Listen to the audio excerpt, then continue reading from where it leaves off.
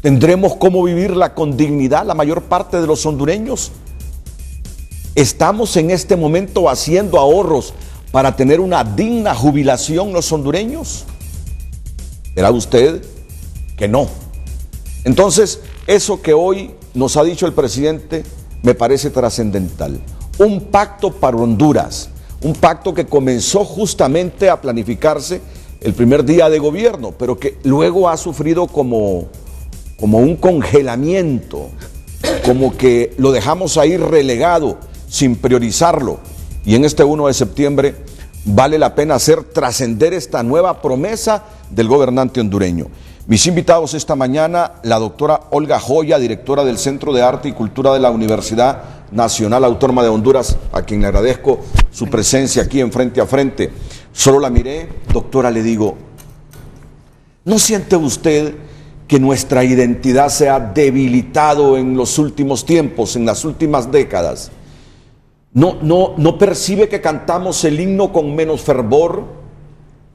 ¿No percibe que esos valores patrios cada día son más débiles?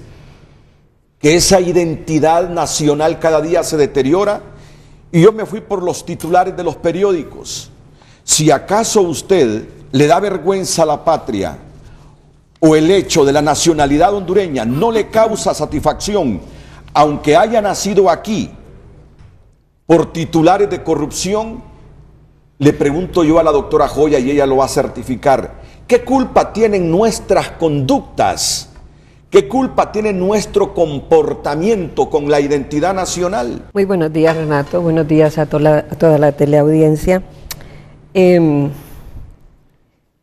impresionó mucho el que utilizara la palabra desprecio hacia el país y creo que está bien utilizada, está dentro de su contexto, pero responde no un desprecio hacia el país, sino a las formas de gobernanza que ha tenido el país.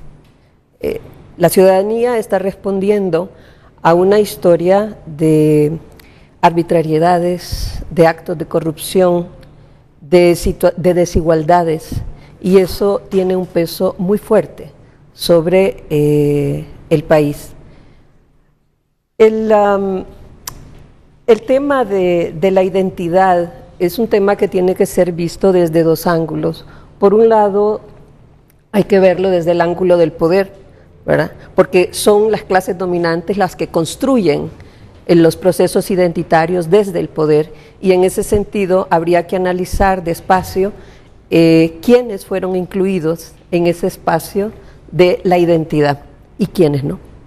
Indudablemente que la historia, lamentablemente, nos señala con toda claridad que en ese proceso de construcción de las identidades, la mayoría de la población no fue incluida. No fue incluida porque lo que prevaleció como doctrinas en el siglo XIX y en el siglo XX son doctrinas que están más vinculadas a elementos extranjerizantes, en los que se consideraba que lo foráneo, lo blanco, era lo civilizado, era lo correcto, era lo que debíamos asumir como forma de mejorar la raza y mejorar el país. Bajo esos términos, indudablemente que la población reacciona con un sentimiento muy profundo de frustración, de no inclusión, pero sobre todo de defraudación.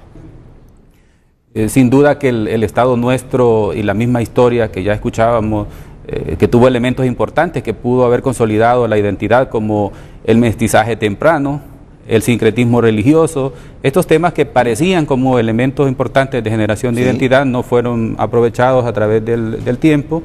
Y le comento un par de casos. Yo tengo amigos afrodescendientes, indígenas, que me dicen que en sus escuelas, cuando ellos fueron, había un rótulo afuera que decía: se prohíbe hablar en dialectos.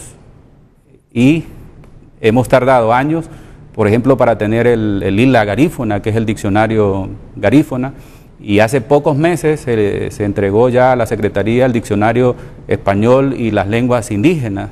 gracias al apoyo del Centro Cultural Español, de la Academia Hondureña de la Lengua y otros intelectuales hondureños.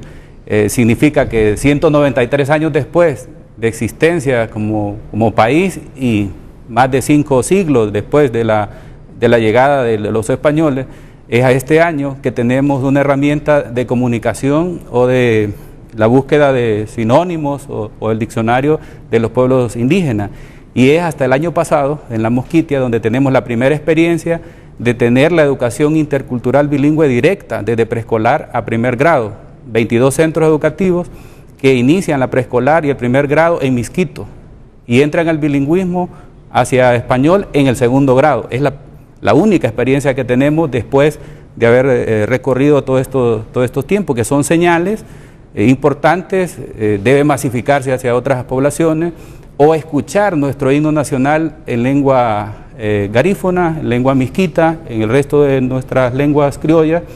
Y el último arreglo que se ha hecho, que el presidente recibió esa propuesta gracias a la compilación de algunos expertos en lengua lenca, que es una lengua que prácticamente desapareció, pero hay un esfuerzo de acercamiento. Entonces hay una anécdota que dice que un hondureño cuando migra, cuando cruza la frontera a Guatemala, habla como chapín el mismo día. Cuando ingresa a México, habla como mexicano, y cuando ingresa al sur de Estados Unidos, habla como chicano. No hay que hacer mucho esfuerzo para mimetizarse, y eso también se ve en otras culturas. Cuando uno va al pueblo Tahuaca, por ejemplo, habla misquito, habla español y habla Tahuaca, pero el Tahuaca habla misquito para defenderse, porque en el tema del territorio los misquitos vienen hacia los territorios Tahuaca, entonces intenta sobrevivir, y probablemente ahí se puedan encontrar algunas explicaciones de por qué es más fuerte la identidad local, ¿no? Olancho, Santa Bárbara, ser patepluma, ser sureño, ser olanchano, tiene ese identidad arraigo, nacional, que es la suma de varias identidades, debido a que nuestro país es multicultural, multiétnico, multilingüístico. Y ya en el caso de Bolivia, por ejemplo, países similares, Colombia misma, ya se empieza a hablar de estados plurinacionales que intentan recuperar todas estas expresiones que vayan definiendo la identidad. Obviamente la identidad nacional no se aprende ni se hereda, pero sí se puede promover desde los centros educativos y desde los entornos sociales, desde la sociedad misma, en sus expresiones artísticas, culturales, deportivas. Cuando uno ve la escuela y dice, ¿cómo podríamos trabajar? Educación tiene promotores culturales en los pueblos indígenas. ¿Y qué hacemos para promover la cultura? Entonces promovemos la enseñanza de la lengua, que es como el medio transmisor de las otras expresiones, pero se necesita obviamente experiencia, el acompañamiento de expertos que permita masificar estas actividades. Honduras tiene buenos hijos. Y eso se nota en cómo la gente se identifica con alegría con sus pueblos, ¿verdad?, con sus regiones. El problema es que también hay que darle la esperanza a la gente de que algún día vamos a poder construir todo juntos. No podemos seguir trabajando una identidad nacional desde el Estado que ignora, ¿verdad?, al otro. No podemos seguir en eso. La gente está defraudada. La gente necesita que le den los ánimos, que le den esperanza de que en este país todavía se puede construir una patria diferente. Pero no vía decreto, sino con acciones, con políticas públicas eficientes. Mire, no hay recetarios, no hay una guía que le diga a uno así se es hondureño. Esos son procesos de construcción, y por eso desde el inicio insistimos en que el proceso histórico es determinante. Y los errores que se han cometido en el pasado, pues tenemos la oportunidad de enmendarlos. El problema es que con situaciones como las que hemos estado enfrentando en los últimos años, los hondureños, y que usted lo ha estado recalcando mucho aquí en su programa, que es muy visto, eso le hace sentir a la gente indefensa, le hace sentir a la gente casi que no hay esperanza. Y la verdad es que ese futuro debe construirse desde lo que ya conocemos y de lo que ya sabemos que no puede seguir pasando. Por eso es fundamental que esas políticas públicas vayan encaminadas fundamentalmente a incluir a esta población que está necesitando de ese tipo de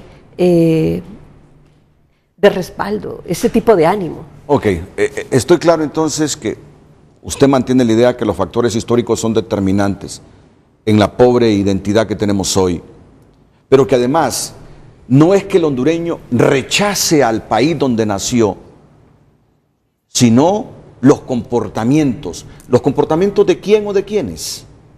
Los comportamientos de los gobernantes. Los comportamientos de los gobernantes. Es que son los gobernantes los que representan al país. En teoría, los hondureños deberíamos sentirnos representados por nuestros gobernantes, por sus buenas prácticas. Sin embargo, si lo que vemos en el diario vivir son malas prácticas, indudablemente que la gente los va a rechazar. O sea, tiene una lógica absoluta. Cuando hablamos de identidad, hablamos de procesos de identificación. ¿Con qué nos identificamos? Y eso implica lealtad, un sentido de pertenencia, un sentido colectivo de quiénes somos y hacia dónde vamos. Y cuando ese objeto de nuestra identificación, que es la patria, que es la nación, no está plenamente fortalecido, entonces tenemos una crisis de identidad colectiva, que es donde hay que trabajar justamente. Y si lo vinculamos con los hitos contemporáneos que usted señalaba hace un momento, que han contribuido a este proceso no de falta de identidad, sino de poco fortalecimiento de la identidad, recordaba también un documento de las Naciones Unidas de los años 50, de la CEPAL, la Comisión Económica para el Desarrollo en América Latina, que instaba a los gobiernos de esa época a quitar todo aquello obstáculo atávico, todo aquello obstáculo tradicional que impedía los procesos de desarrollo, y se refería a las costumbres ancestrales de muchos pueblos originarios de América que se oponían a los procesos de industrialización, de crecimiento económico, de sustitución de importaciones, instando este documento a negar esas identidades culturales. Entonces, estos procesos también de negación de las culturas, de una identidad cultural, ha contribuido a no construir de manera fuerte un sentido de identidad nacional.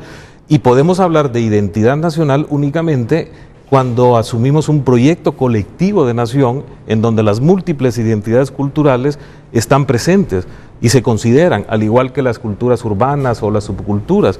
Es decir, la identidad nacional es la suma de todas esas múltiples expresiones identitarias, individuales, familiares, colectivas, en ese gran proyecto de país, en ese gran proyecto de nación que estamos pues obligados a construir desde la institucionalidad, desde el sistema educativo, desde la familia, desde todas las instancias transmisoras de valores que mencionábamos, incluyendo las iglesias, que juegan un papel fundamental en transmitir esa serie de valores. Así que la cultura hondureña, digamos, está constituida por valores, y hay que examinar qué valores son los que son disfuncionales o no están suficientemente fortalecidos. Correcto.